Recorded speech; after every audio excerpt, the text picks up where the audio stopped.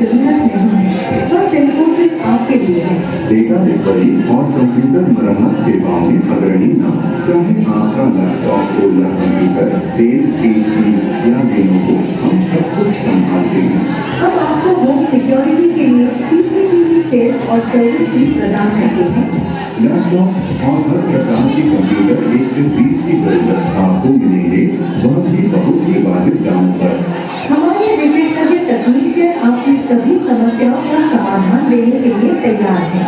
आप अपनी सुविधानुसार Amazon पे NFT, RTGS किसी भी माध्यम से भुगतान कर सकते हैं। तो आज ही फर्स्ट इन्फोसिस पर आए। आपकी कंप्यूटर और सिक्योरिटी समस्याओं का समाधान अब आपके करीब। संपर्क करें 8777534547 पर या हमें 10 स्टेशन रोड, फर्स्ट फ्लोर, मोती सुपर मार्केट, कोलकाता 700119 पर विजिट करें। IS फाउंडेशन के IS क्विजाथॉन ने रचा नया इतिहास।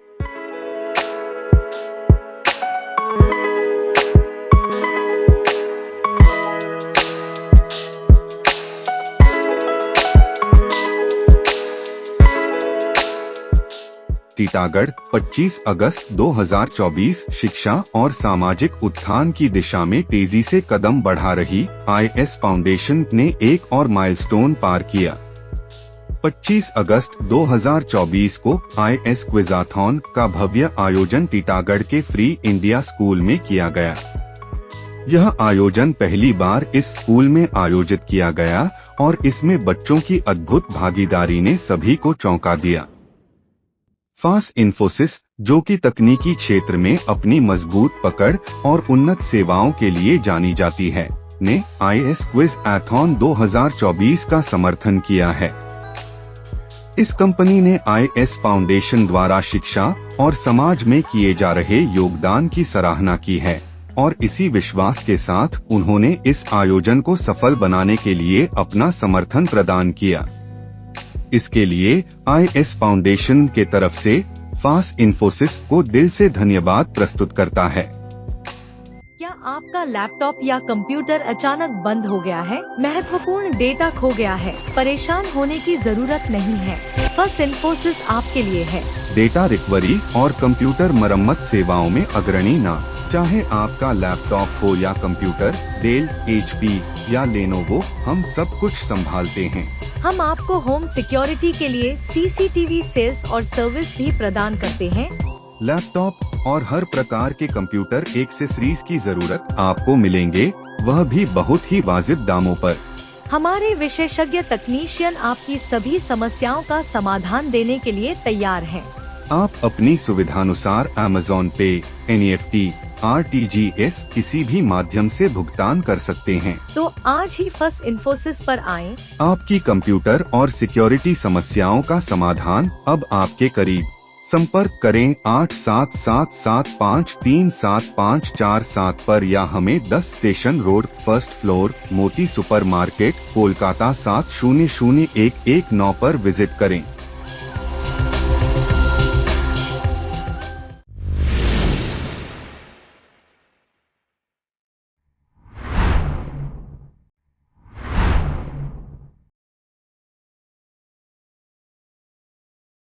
शिक्षा एक ऐसा माध्यम है जो किसी भी समाज की रीढ़ बनता है और यही सोच लेकर IS फाउंडेशन का गठन जनवरी 2024 में हुआ।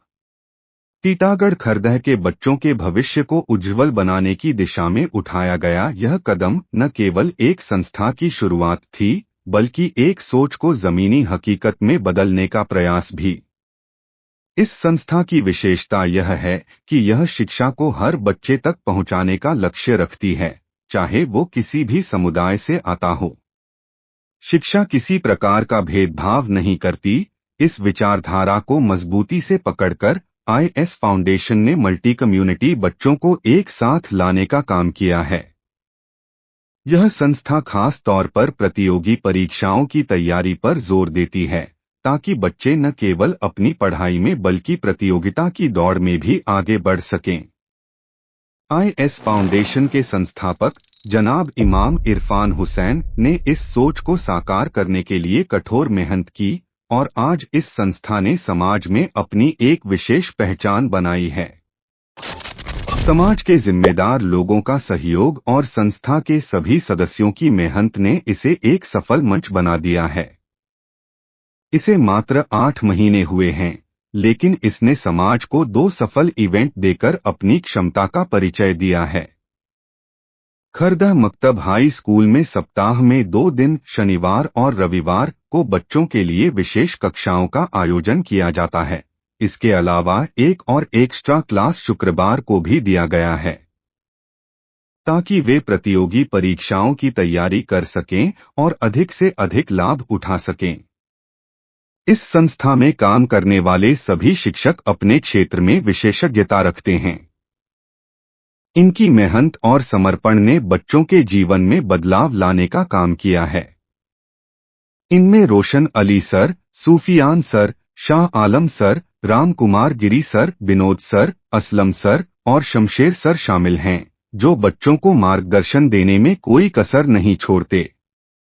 IS फाउंडेशन की कहानी उन सभी के लिए प्रेरणादायक है जो समाज में बदलाव लाने का सपना देखते हैं। यह एक ऐसा उदाहरण है जो दिखाता है कि अगर सोच सच्ची हो और उसके साथ मेहनत हो तो कोई भी सपना असंभव नहीं होता। समाज के प्रति अपनी जिम्मेदारी को समझते हुए IS फाउंडेशन ने यह सिद्ध कर दिया है कि शिक्षा के माध्यम से समाज को बेहतर बनाया जा सकता है।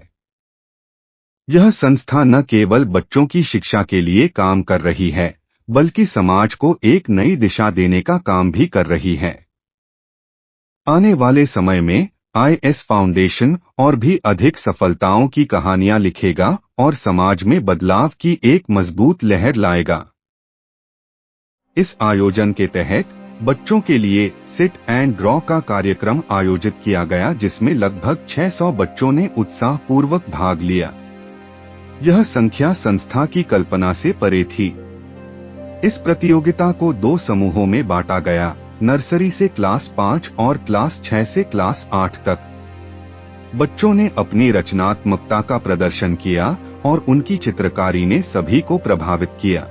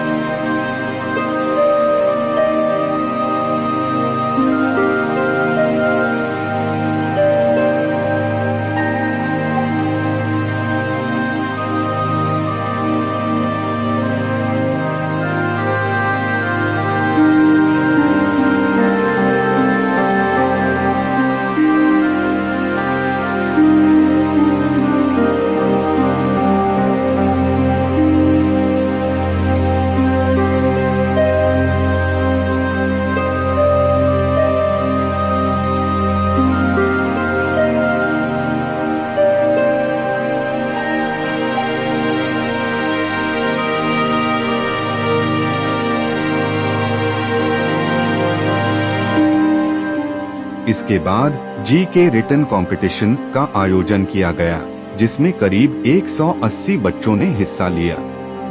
इस प्रतियोगिता को भी 2 समूहों में विभाजित किया गया था, जूनियर और सीनियर। सभी बच्चों ने अपने ज्ञान का प्रदर्शन किया और इसमें भी सीनियर और जूनियर दोनों समूहों में कड़ी टक्कर देखने को मिली। अगला चरण था स्टेज क्विज का, जिसमें अधिकतम बच्चों ने भाग लिया और इनमें से शीर्ष 6 का चयन किया गया। यह भी सीनियर और जूनियर दोनों श्रेणियों में आयोजित किया गया था। मंच पर प्रश्नों के उत्तर देने में बच्चों की तेजी और आत्मविश्वास ने आयोजन को और भी रोमांचक बना दिया। कार्यक्रम का अंतिम चरण डिबेट था, जिसमें करीब 50 बच्चों ने भाग लिया।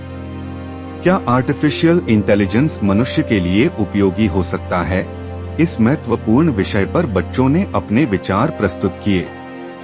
प्रारंभिक चयन के बाद 6 बच्चों को मंच पर बुलाया गया और उन्होंने अपने विचारों को मजबूती से रखा।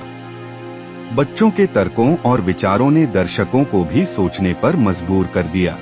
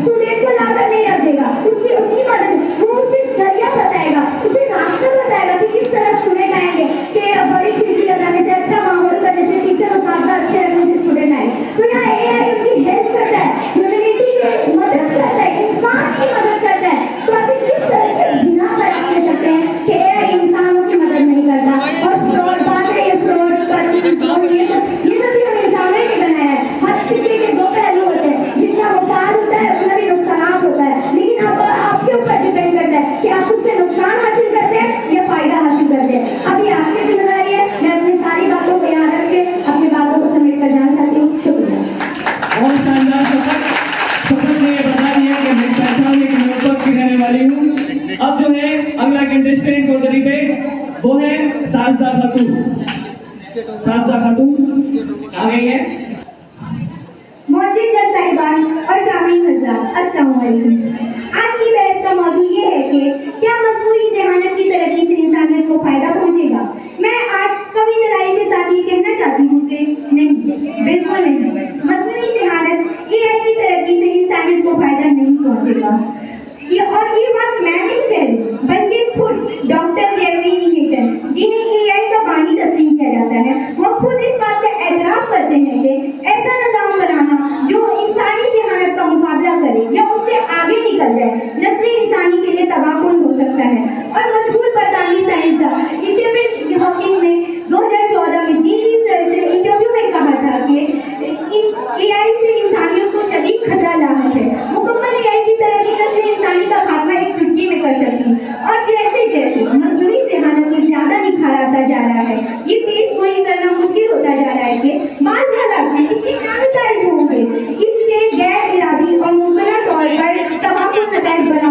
सकते हैं।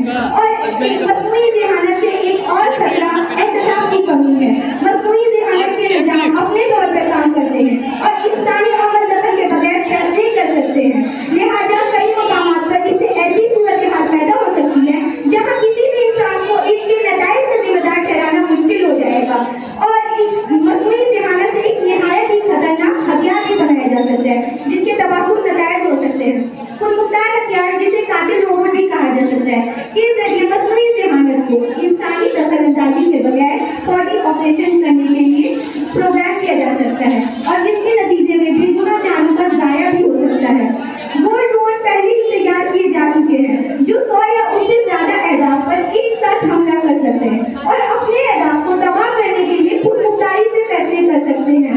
और जब सेंटीमीटर के छोटे ड्रोन को चेहरे की शनाख्त करने वाली टेक्नोलॉजी के साथ तैयार किया गया है जो हुजूम में किसी भी इंसान को शनाख्त करके और बड़ी ही दूसरी के साथ गोलियां मारकर हलाक कर सकता है। आला ज़हानत की मशीनें खुद को तेजी से बेहतर करने की सलाहियत की हामिल होंगी। इससे ऐसे उनकी ज़हानत में बेपनाह इजाफा हो जाएगा और इससे ऐसी सूरत हाल पैदा हो सकती है जहां मशीनें इंसानों से ज्यादा सही हो जाएंगी और हमारे वजूद के लिए एक खतरा बन जाएंगी। मस्नूई ज़हानत से एक अहम खतरा इंसानी मुलाजिमतों का खात्मा है और मस्नूई ज़हानत जैसे जैसे तरक्की याफ्ता होती जाएगी इसमें सनतों में इंसानी मुलाजिमतों की जगह लेने की सलाहियत बढ़ती जाएगी जिससे बड़े पैमाने पर बेरोजगारी और माशी बदहाली पैदा हो जाएगी। लिहाजा मस्नूई ज़हानत के खतरात और मुज़िद असरात से निपटने के लिए हमें ये यकीनी बनाना जरूरी है कि इस निज़ाम को महफूज और जिम्मेदाराना अंदाज में तैयार किया जाए और तमाम ममालिक को इस मस्नूई ज़हानत के निज़ाम की तरक्की और तैनाती के लिए मेयार को कायम करने के लिए मिलकर काम करने के लिए शुक्रिया। बहुत बहुत खूब जोरदार तालियां इनके लिए, शायद के लिए। ये अपने दोनों तरह पहली थी जिन्होंने एआई के मुखालफत में कहा कि ये इंसान के लिए किस तरह जो है फायदेमंद नहीं। अब जो है वो चौथा नाम है और इसके बाद आखिरी होंगे। So the fourth one is Maroof Raza. अस्सलामु अलैकुम वरहमतुल्लाहि वबरकातुहू। अज़ीज़ाने गिरामी वफ़ा, आज हम इस मौजू पर गुफ्तगू करने के लिए बहस करने के लिए हाजिर हुए हैं जिससे पूरी दुनिया को अपनी तरफ तवज्जो के मबसूल कर दी है। ये मौजू है एआई या एआई की तरक्की से इंसानियत का असर होगा। जी हाँ, मैं इसके पुरजोर इसकी हिमायत में बयान करूँगा। मस्नूई ज़हानत आर्टिफिशियल इंटेलिजेंस ये एक ऐसी टेक्नोलॉजी है जो मशीनों और कंप्यूटर्स को इंसानी ज़हानत की तरह सोचने और फैसला लेने के लिए काबिल बनाती है। ये दुनिया के लिए एक नई राह खोल रही है। अगर हम इसके सही तौर पर इस्तेमाल करें तो इससे हम बहुत सारे फवायद हासिल कर सकते हैं। सबसे पहले एआई सेहत के शोबों में एक इनकलाब बर्पा कर रही है। एआई के जरिए मरीजों को जल्द तशखीस में मदद मिलती है जिसकी वजह से एआई के जरिए खतरनाक से खतरनाक बीमारी जैसे कैंसर, टीबी वगैरह इंसानी बीमारियों से जल्द तशखीस मदद मुमकिन हो गई है जिसकी वजह से मरीजों को जान बचा ली जाती है। ये एआई सेहत के शोबा के अलावा तालीम के शोबा में भी बड़ा इनकलाब बर्पा की है। एआई के जरिए तालीम इल्मों को ज़रूरत के मुताबिक मवाद मिल रही है जिससे उस्ताद-ए किराम को वक्त में बचत हो रही है और तालीम का मयार बढ़ रहा है और इससे उस्ताद-ए किराम का वक्त बचने की वजह से उस्ताद-ए किराम अपने शागिर्दों पर ज्यादा तवज्जो दे रहे हैं। ये एआई माहौलियाती मसाइल जिसके एआई के लिए बहुत मुफीद है जैसे कि मौसमियाती को पता लगाने में भी एआई का बड़ा दखल है। एआई को पता लगाने के बड़ा दखल है। एआई के जरिए हम अपने सैयारे की हिफाजत के लिए फैसला ले सकते हैं। ताहम सामयीन हमें इस बात पर भी हमें इस बात पर भी ध्यान रखनी चाहिए कि जिस तरह जितने ये फायदे होते हैं इसके नुकसान भी है, मगर अगर हम इसे असूली इखलाकी के मजम्मत में असूली और इखलाकी के दायरे के अंदर अगर इसे हम इस्तेमाल करते हैं तो बेशक ये इंसानी तरक्की को और बुलंद बारा कर देगा। और अगर इसे हम बुरी तरीके से इस्तेमाल करें तो ये बेशक ये बहुत खराब है। मगर याद रखनी चाहिए, हमें अपनी बातों को इख्तिताम करते हुए ये बात बोलूँगा कि एआई आर्टिफिशियल इंटेलिजेंस एक ऐसी मसले है जिसके दो धारे तलवार की तरह है। अगर इसके नुकसानात है तो इसके फवायद भी बहुत है। बहुत लोग कहते हैं बहुत नुकसानात है, मगर इसके फवायद की तरफ नहीं जाते, इसके फवायद भी बहुत है। अगर इसे हम सही तौर पर इस्तेमाल करें तो सियासी, समाजी, सकाफती तमाम चीज़ों में ये हमें मदद करेगा। बिलखुसूस हमें पढ़ाई में मदद करेगा, हमें तालीम का मयार बढ़ाएगा। आज अगर हमें तालीम मिल रही है, हमें कुछ भी पता लगाना हो, फौरन एआई पे जाते हैं, व्हाट्सएप खोलते हैं, एआई पे जाते हैं और उनसे पता लगा लेते हैं। और इसी के जरिया जिस तरह हम दवाइयों को पता लगाया, बार बार मेडिकल शॉप नहीं जा सकते, मेडिकल अगर दूर है, लेकिन एआई से अगर उस स्लिप का दवाई का नाम बता दो, वो तो पूरा स्लिप निकाल के दे देता है। इसके क्या नुकसान है, इसके क्या फवायद है, सारा चीज एआई बता देता है। एआई ये भी बता देता है कि इसमें कितना खाना है, कितना नहीं खाना है, सारी चीजें एआई बता सकता है। एआई दो धार तलवार की तरह है। अगर हम इसे सही तौर पर इस्तेमाल करते हैं तो इसे की फवायद इतनी है कोई हद नहीं। इसे मिसाल के तौर पर अगर हम इसे पढ़ाई के अलावा और किसी में देखें, स्पोर्ट्स में, जनरल नॉलेज, हमारे नॉलेज को और कुछ बाला करेगा। एआई का इस्तेमाल बहुत ज़रूरी है। एआई के फवायद भी बेशुमार है। इसी चंद के साथ मैं अपने बातें को इस्तेमाल करता हूँ। अस्सलाम वालेकुम। बहुत बहुत खूब मारूफ ने वाकई बहुत ही शानदार अंदाज में बयान कर दिया कि कैसे एआई अलग अलग तरीकों से इंसान के लिए फायदेमंद है। अब जो डिबेट के लिए हमारे अगले कंटेस्टेंट हैं वो है सरबत अंजुम, वो आ जाए माइक पर। सरबत अंजुम,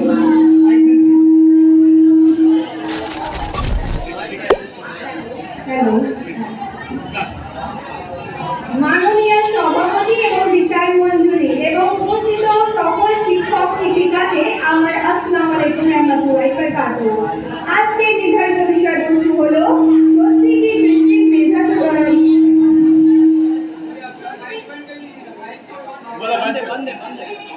সত্যি কি কৃত্রিম মেধা আমাদের অর্থাৎ মানব জাতির সহায়ক? আজকে আমি বিপক্ষ অবস্থান করছি এবং আমি আজকে যুক্তিসঙ্গত প্রমাণ করে যাব যে কৃত্রিম মেধাসত্তা তথা আর্টিফিশিয়াল ইন্টেলিজেন্স আমাদের মানব জাতির জন্য এক মারাত্মক অভিশাপ। আমি প্রথমেই বলবো প্রখ্যাত মহাকবি কাজী নজরুল ইসলামের লেখা কবিতা ভোর হলো খুকুমণি ও ধরে। এখানে কবি খুকুমণি বেশ ভোরবেলায় ওঠার আহ্বান জানাচ্ছেন, কিন্তু মাননীয় সভাপতি আজকে আপনারা জানেন কি খুকুরা ভোরবেলায় ওঠে না, কারণ তারা রাজ্যের প্রযুক্তি তথা আর্টিফিশিয়াল ইন্টেলিজেন্স নেশায় আসক্ত হয়ে পড়েছে। এতটাই আসক্ত হয়ে পড়েছে যে দৈনন্দিন জীবনে যান্ত্রিক হয়ে উঠেছে। এমন যান্ত্রিক যেই যান্ত্রিকের কল্পনা থেকে বেরিয়ে তার বাস্তবতার ভালোবাসায় মেতে উঠতে পারছে না। এছাড়াও যদি আমি বলি তাহলে আমার প্রথম প্রবন্ধ হিসেবে আমি চাকরি ক্ষেত্রে নিজের বক্তব্য শুরু করব। প্রথমত বলি বিশ্ব অর্থনৈতিক ফোরামের রিপোর্ট অনুযায়ী 85 লক্ষ চাকরি এআই এর দ্বারা সমাপ্তির মুখে আছে। সবাই বলছে যে এটা আমাদের শিক্ষার অনেক উন্নতি করছে। তাদের একটা কথা বলি, আমাদের দেশে প্রায় 60% ভারতীয়রা কম্পিউটার প্রযুক্তির ব্যবহার জানে না। তারা এভাবে কিভাবে জীবনযাপন করবে এই প্রযুক্তির দুনিয়ায়? তারা কিভাবে স্বাবলম্বী হয়ে উঠবে? আমার সেটাই প্রশ্ন রইল। এছাড়াও যদি আমি দেখি তাহলে অন্যান্য শিক্ষাক্ষেত্রে এই নজরদার প্রভাব বিস্তারিতভাবে প্রতিফলিত হচ্ছে। প্রথমত বলবো, এখন বড় বড় ইউনিভার্সিটি এবং স্কুলে আর্টিফিশিয়াল উন্নতি এত হয়ে গেছে যে পরবর্তীকালে আমরা দেখতে পাবো যে শিক্ষক শিক্ষিকার পরিবর্তে আমরা আর্টিফিশিয়াল ইন্টেলিজেন্স ব্যবহৃত করছি। সত্যি বলুন, এটা কি আমাদের উপকারী করবে? একজন শিক্ষক শিক্ষিকা শুধুমাত্র আমাদের পড়াশোনা করায় না, এছাড়াও আমাদের স্বাবলম্বী হওয়া, আমাদের আত্মনির্ভর হওয়া, আমাদের উৎসাহ প্রেরণ করা, আমাদের মানসিক সম্পর্ক তৈরি করা, চরিত্র গঠন করা, সমস্ত প্রকারের কাজকর্ম করে থাকে। এই নিয়ে আমার প্রশ্ন যে সত্যি কি আর্টিফিশিয়াল ইন্টেলিজেন্স এই সমস্ত কাজগুলি স্কুলে বা অন্যান্য ইউনিভার্সিটিতে করতে পারবে? এছাড়া যদি বলা যায় তাহলে আমরা দেখতে পারবো যে সাইবার ক্রাইম, সাইবার আক্রমণ এত হচ্ছে, আমাদের গুরুত্বপূর্ণ ডেটাগুলো এখন নিরাপত্তা অনিশ্চয়তা দেখা যাচ্ছে। এছাড়াও রাজনৈতিক দলগুলি কিভাবে প্রোপাগান্ডা বা সোশ্যাল মিডিয়ার দ্বারা আমাদের জনগণকে দুর্বল করছে। এছাড়াও যদি আমি বলি তাহলে নানান সোশ্যাল মিডিয়া প্ল্যাটফর্মের দ্বারা, এআই এর দ্বারা আমরা যে কোনো চিত্রকে এডিট করে সেই অশ্লীল চিত্রকে নানান সোশ্যাল মিডিয়ার দ্বারা পোস্ট করা হচ্ছে এবং আমাদের বর্তমান প্রজন্ম এই অশ্লীলতায় প্রতিনিধিত্ব হচ্ছে, যার ফলে তারা স্বসংস্কৃত এবং স্ব-ঐতিহ্য পাঠ্যক্রম করে ভুলে যাচ্ছে। এবং আমি এবার বলতে চাইবো যে আর্টিফিশিয়াল ইন্টেলিজেন্স, এরা যারা বললে যে এরা শিক্ষায় অনেক উন্নতি করেছে আর্টিফিশিয়াল ইন্টেলিজেন্স, তাদের জন্য বলি আমাদের মহানায়ক মহাপুরুষ এরকম অনেকজন আছে যারা যে পদ অর্জন করেছে তা প্রযুক্তি দিয়েও আমরা করতে পারবো না।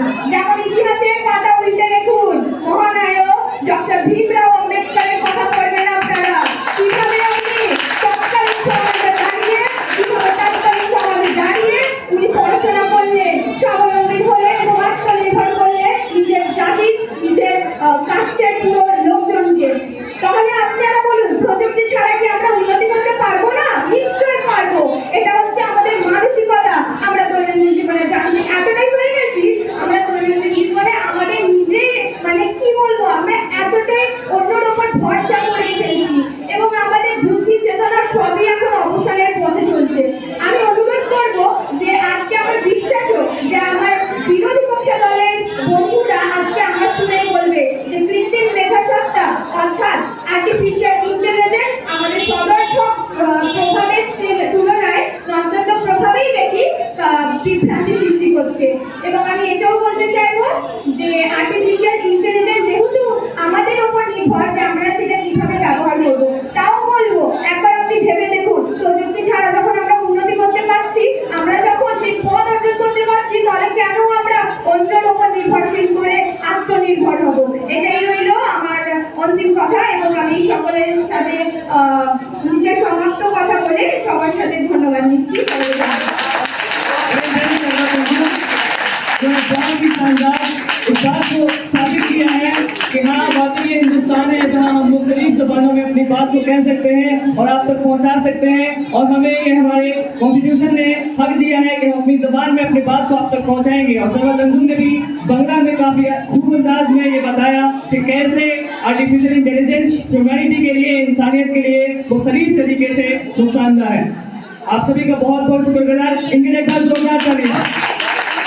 ये पांचों ऐसे हैं जिनमें से हमारे जजेस को उन तीन लोगों को चूज करने में बहुत ही मुश्किल होगी, लेकिन बहुत जल्द रिजल्ट अनाउंस होगा।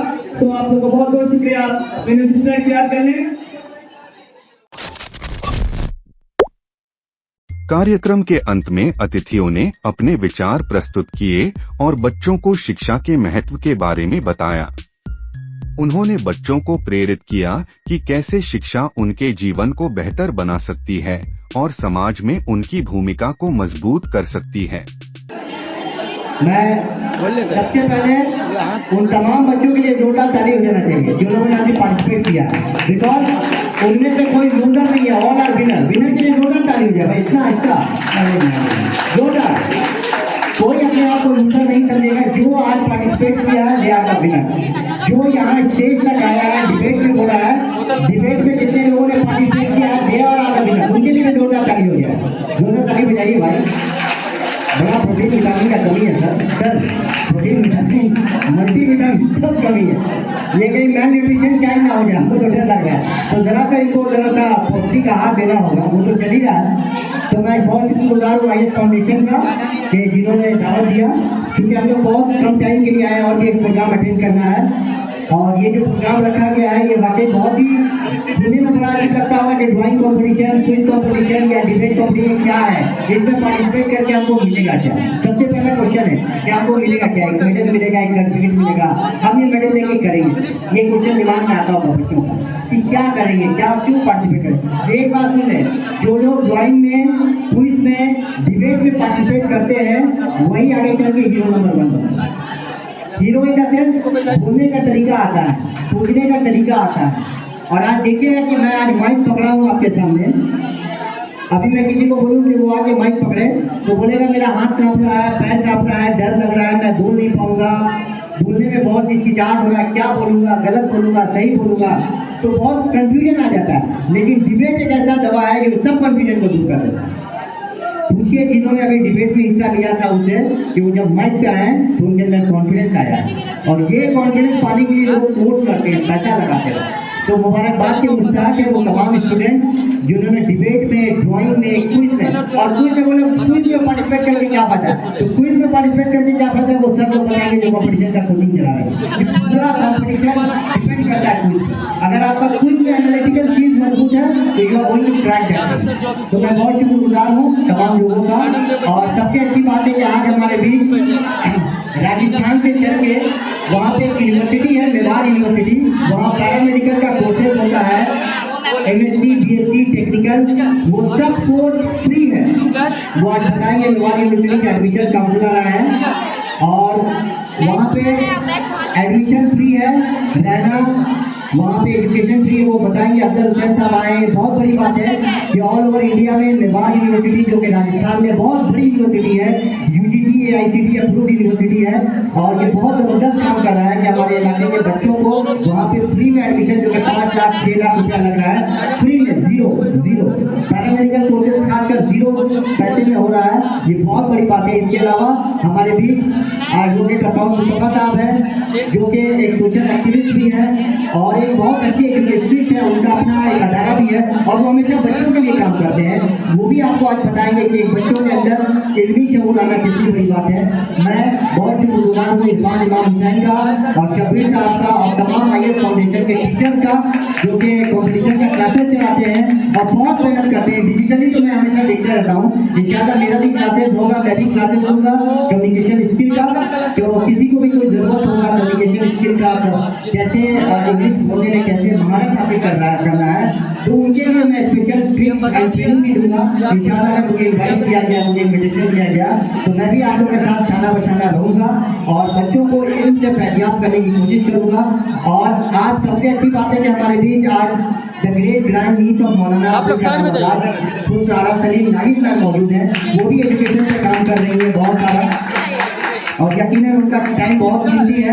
ज़्यादातर वो इंडिया में राजस्थान, UP, महाराष्ट्र, पुणे सब जगह जाकर के एजुकेशन का काम कर रही हैं, एजुकेशन अवेयरनेस फैला रही हैं, खासकर विमेन एजुकेशन, लड़कियों को कैसे आगे बढ़ाया जाए, क्योंकि हर लड़की के अंदर टैलेंट है, पर उसको समझना होगा कि हमारे अंदर टैलेंट है और टैलेंट को समझाने के लिए कौन उसका साथ देगा, टीचर। तो टीचर के लिए जोरदार ताली होता है। ये टीचर ही वो है जो आपके अंदर वो इल्म की क्षमता दिलाते हैं। और खासकर मैं फोकस करना चाहता हूँ प्राइमरी टीचर। जो प्राइमरी टीचर है वो प्राइमरी टीचर इतने जबरदस्त होते हैं कि उनके अंदर वो सलाहियत होता है कि वो प्रेसिडेंट ऑफ इंडिया पैदा कर सकते हैं।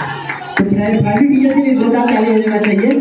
तो मैं बहुत शुक्रगुजार हूँ तमाम लोगों का, और जब भी किसी भी चीज़ की जरूरत हो एजुकेशन में हम लोग शाना बशाना आपके साथ खड़े हैं। सिर्फ एक आवाज़ देने की बात है। मैं इरफान को बुलाऊंगा।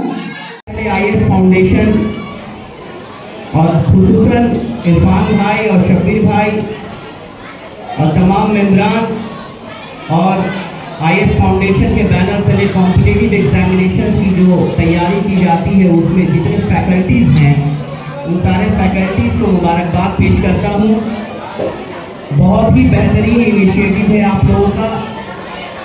किसी ने बहुत खूब कहा है कि अगर आप किसी मजलूम बेसहारे को एक वक्त के खाने से अगर हेल्प करते हैं, सपोर्ट करते हैं, मदद करते हैं, तो वो सिर्फ एक वक्त के लिए ही आप उसे सपोर्ट करते हैं, पर ज़िंदगी में अगर उसके लिए सच में आप उसके हमदर्द हैं तो उसे या तो हुनर से जोड़ दीजिए या तो तालीम से जोड़ दीजिए, ताकि वो खुद भी कामयाब हो और अपने फैमिली को भी आगे ले जा सके। तो ये जो आप लोगों का इनिशिएटिव है कॉम्पिटिटिव एग्जामिनेशंस, ताकि हमारे कौम के बच्चे और हमारे दीगर जितने भी हमारे अदर कौम के भी भाई बहन हैं जो बहुत ज़्यादा अफोर्ड नहीं कर सकते बड़े बड़े राइस माइस के तरह इंस्टीट्यूट में, और आप लोग एक नॉमिनल चार्ज लेके जो इस प्रोग्राम को आगे बढ़ा रहे हैं, सारे टीचर्स, सारे मेंबरान काबिल तारीफ है। मैं मुबारकबाद पेश करता हूँ सभी को, और ख़ासकर टीटागढ़ में जो आप लोग माहौल बना रहे हैं एक एजुकेशन रेवोल्यूशन का, इंशाअल्लाह ताला मुझे यकीन है मेरे अल्लाह पे कि ये जो आपकी मेहनत है ये आइंदा 4-5 सालों में इस सरजमीन टीटागढ़ में देखने को मिलेगी और बहुत सारे अफसरान और बहुत सारे जो है टीचर्स हजरात यहाँ से आगे निकलेंगे। मैं सेकंड फ्लोर पे जब यहाँ पे गया, बहुत सारे डिग्निटरीज के फोटोज लगे हैं, जिसमें एक फोटो लगा हुआ है डॉक्टर अल्लामा इकबाल साहब का। और मैं खुसूसन जो है मैं डॉक्टर अल्लामा साहब इकबाल साहब का बहुत बड़ा फ़ैन रहा हूँ। वो बहुत ही मशहूर उनका शेर है, मंजिल से आगे बढ़ के मंजिल तलाश कर, मंजिल से आगे बढ़ के मंजिल तलाश कर, मिल जाए तुझको दरिया तो समंदर तलाश कर। हर शीशा टूट जाता है पत्थर की चोट से, पत्थर ही टूट जाए वो शीशा तलाश कर। और सजदों से तेरे क्या हुआ, सजदों से तेरे क्या हुआ, सदियां गुजर गई, जिंदगी तेरी बदल दे वो सजदा तलाश कर। अल्लामा इकबाल साहब का फोटो यहाँ लगा हुआ है और मुझे यकीन है कि जितने तुलबात यहाँ पे पढ़ने को आते होंगे, इल्म हासिल करने आते होंगे, इतने ग्रेट पर्सनालिटी से इंस्पायर होते होंगे। और इरफान साहब चूँकि खुद एक गवर्नमेंट एम्प्लॉय हैं, फिर भी ऐसे लोग जिनको अगर नहीं भी कुछ किया जाए तो भी कुछ बात नहीं है, अपने फैमिली को अच्छे से चला रहे, लैविश लाइफ आराम से जी रहे हैं। पर इस तरह के लोग, इस तरह के समाज में जब लोग आगे बढ़ते हैं कि मुझे तो कामयाबी मिल गई, मेरी फैमिली तो अच्छे से चल रही है, मेरे बच्चों को तो हर सुविधा मिल रही है, मेरे घर वाले को तो हर बात पे एक बात पे सब चीज़ मैं ला के दे देता हूँ, पर उन लोगों का कौन सोचेगा जो हमारे गरीब मजलूम बेसहारा बच्चे जो एक वक्त के रोटी के लिए मजबूर हैं, हमारी माँ बहनें जो घरों पे बर्तन मांजने को मजबूर हैं, क्या उनके बच्चे को तालीम नहीं मिलनी चाहिए? क्या एक रिक्शा ठेले वाले का बच्चा IAS IPS ऑफिसर नहीं बनना चाहिए? बनना चाहिए। और इसका बेड़ा कौन उठाएगा? इसका बेड़ा किसी को तो उठाना होगा, इस सोच को किसी को तो आगे बढ़ाना होगा, इस पे किसी को तो पहल करनी होगी, इस पे किसी को तो मेहनत करनी होगी, इस पे किसी को तो अपना वक्त देना होगा, इस पे किसी को तो अपनी जाती पैसे को लगाना होगा। और मुझे गर्व से कहना पड़ रहा है कि IAS फाउंडेशन के तमाम मेंबरान फैकल्टी पुरजोर तरीके से अपने काम को अंजाम दे रहे हैं। बहुत खुशी होती है, मुझे बहुत खुशी होती है। और ये बच्चे सुबह से, मैंने जब सुना कि इनका जो प्रोग्राम है, शेड्यूल है, इवेंट्स है, वो 9 बजे सुबह से चल रहा है और स्टूडेंट्स की इतनी कतार, इतनी भीड़ उमड़ पड़ी है कि वो लोग जो है 700 से ज़ायद बच्चे ने ड्राइंग कंपटीशन में पार्टिसिपेट किया। एक बार जोरदार तालियां हो गई इन लोगों के लिए। ये बच्चे हमारे फ्यूचर जनरेशन, इन्हीं में से किसी को कोई कलाम छुपा है, इसी में से कोई मौलाना आज़ाद छुपा है, इसी में से कोई खैराबादी छुपा है, इसी में से अबुल फजल हक छुपे हुए हैं। हम ज़रूरत इस बात की है कि ये सब में टैलेंट है, तराशने की ज़रूरत है। जब आप रॉ हीरा जब लेके आते हैं तो उसके जो लोग होते हैं काम करने वाले, उसे तराशते हैं, उसे चमकाते हैं, तब वो मार्केट में बिकने के लायक होता है। जब उसे तराशा ना जाए, उसमें चमक ना लाई जाए, तो उसकी वैल्यू कोई नहीं समझता है। तो आपको भी ये समझना होगा मेरे बच्चों कि आपके मुस्तकबिल के लिए ये तमाम जितने टीचर हजरात देख रहे हैं, ये अपनी वक्त की कुर्बानियाँ दे रहे हैं और आपको भी मेहनत करके अपने माँ बाप, अपने समाज का नाम ऊंचा करना है। करेंगे ना? करेंगे तो बस मैं इन लोगों के लिए यही कहना चाहूँगा, किसी शायर ने बहुत खूब कहा है, दर्द दिल के वास्ते पैदा किया इंसान को, दर्द दिल के वास्ते पैदा किया इंसान को, वरना ताब के लिए कुछ कम न थे करो बयां। अल्लाह रब्बुल इज़्ज़त की शान इतनी बड़ी है कि उनके शान के लिए पैगंबर काफ़ी थे और इमाम काफ़ी थे, सहाबा काफ़ी थे। पर आखिर आप ये कभी सोचते हैं कि हम लोगों को जन्म ही क्यों दिया गया? और सिर्फ जन्म नहीं, अशरफुल मखलूक़ात, इस दुनिया में इतने मखलूक़ात हैं, उसमें सर्वप्रथम रखा गया, उसमें अशरफुल रखा गया, उसमें सबसे आला मकाम दिया गया। तो जाहिर सी बात है, जब आला मकाम पाए हैं तो अपने काम और अपने हुनर से ही हम लोगों को आला मकाम साबित करना होगा। तमाम बच्चे जो यहाँ मौजूद हैं, इन सब के ब्राइट फ्यूचर मुस्तकबिल के लिए मैं दुआ करता हूँ। और हमारे मौलाना आज़ाद साहब की ग्रैंड नीस यहाँ मौजूद हैं। मौलाना आज़ाद साहब ऐसे अलंबरदार थे सेकुलरिज्म के, आज कुछ लोग सेकुलरिज्म की बड़ी दुहाई देते हैं, मैं बस थोड़ा सा वक्त आपका लेके रुखसत ले लूंगा, आपसे वक्त काफी हो चुका है। मौलाना आजाद साहब उस फहरिस्त में खड़े होते थे जिस फहरिस्त में जवाहरलाल नेहरू, सरदार वल्लभ भाई पटेल इन फहरिस्त में शामिल होते थे। और वो आपको जान के ये हैरत होगी कि मौलाना आजाद साहब कभी अपनी गाड़ी से आते थे किसी मीटिंग में, तो उनको रिसेप्शन देने के लिए, उनके गाड़ी में इस्तकबाल करने के लिए, उनको खुद लाने के लिए पंडित जवाहरलाल नेहरू खुद उनका इस्तेमाल किया करते थे। तो आप समझ सकते हैं कितने बड़े शख्सियत के मालिक रहे होंगे। और सेकुलरिज्म की बात करते हैं लोग। मैं बता दूं, जब इंडिया आज़ाद हुआ और पहला जनरल इलेक्शन हो रहा था तो मौलाना आजाद साहब से कहा गया कि आजाद साहब आप किसी भी मुस्लिम बहुल इलाके से सीट ले लीजिए और आप इलेक्शन लड़ लीजिए। मौलाना आजाद साहब कहते हैं कि मैं किसी मुस्लिम बहुल इलाके से इलेक्शन नहीं लड़ूंगा, अगर मैं इलेक्शन लड़ूंगा तो अपने हिंदू भाई के इलाके से लड़ूंगा। और इतिहास गवाह है कि वो हिंदू बहुल इलाके से इलेक्शन लड़े थे और देश के प्रथम एजुकेशन मिनिस्टर बने थे। IIT खड़गपुर जो आप देख रहे हैं, IIT की रचनाएं देख रहे हैं, जिसके एक एक स्टूडेंट को सॉफ्टवेयर गूगल कंपनी करोड़ों रुपए दे के हायर करती है, वैसा फाउंडिंग स्टोन जो है बनाया था मौलाना आजाद साहब ने। और हम लोग बहुत खुशनसीब हैं कि उनके जनरेशन के, उनके डिसेंडेंट के लोग यहाँ मौजूद हैं। आप लोग फैजियाब होइए इनसे। बस इसी चंद बातों के साथ मैं आप लोगों से रुखसत होता हूँ।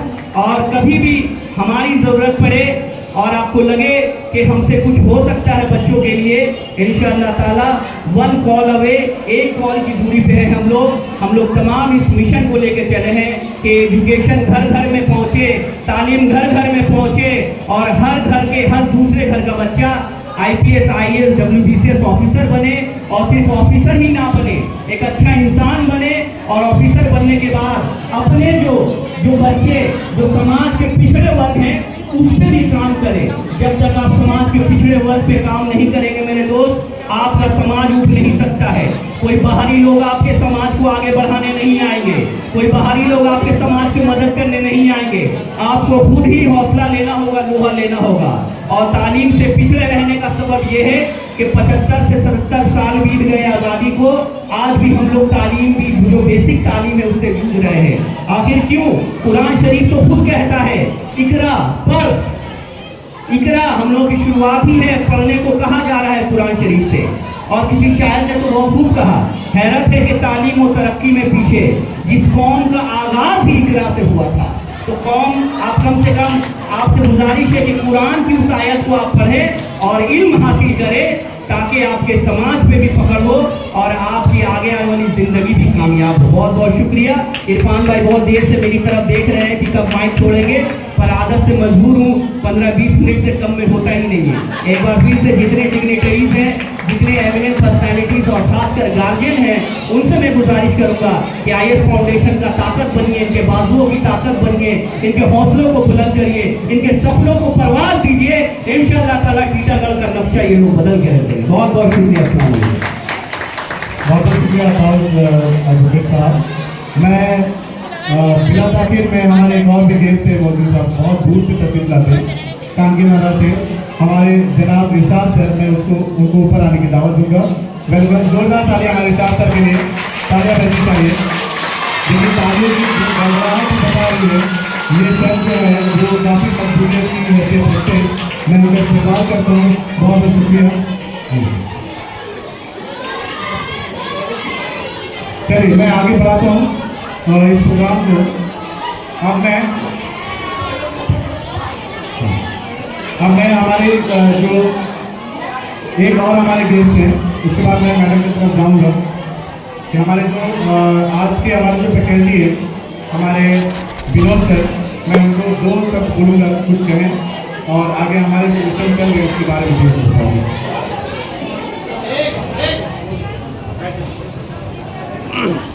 बहुत बहुत शुक्रिया, धन्यवाद इरफान जी का। और बच्चे लोग बहुत ज़्यादा पैसेंस शो किए हैं, आप बहुत ज़्यादा आपने धैर्य को, अपने धीरज को दिखाया है। चूँकि पूरा प्रोग्राम आप ही लोग के लिए ओरिएंट करके ये बनाया गया है, मैं स्टेज को प्रणाम करता हूँ और यहाँ जितने लोग उपस्थित हैं उनका तहे दिल से आभार व्यक्त करता हूँ।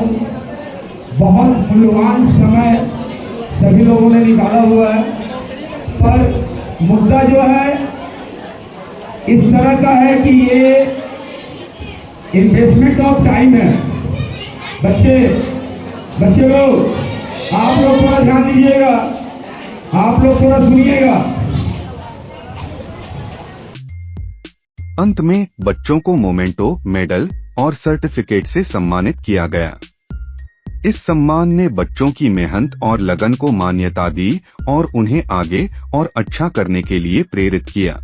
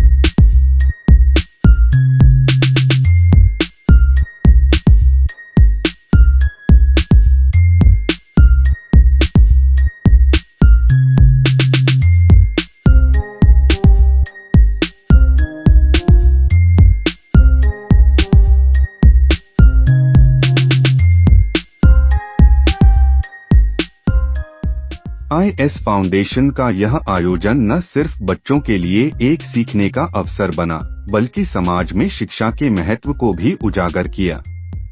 यह आयोजन इस बात का प्रमाण है कि सही मार्गदर्शन और प्रयास से बच्चों में असीम संभावनाएं छिपी होती हैं। IS क्विज़ाथॉन का यह सफल आयोजन निश्चित रूप से इस संस्था के मिशन को और अधिक बल देगा और समाज में शिक्षा के प्रति जागरूकता बढ़ाएगा।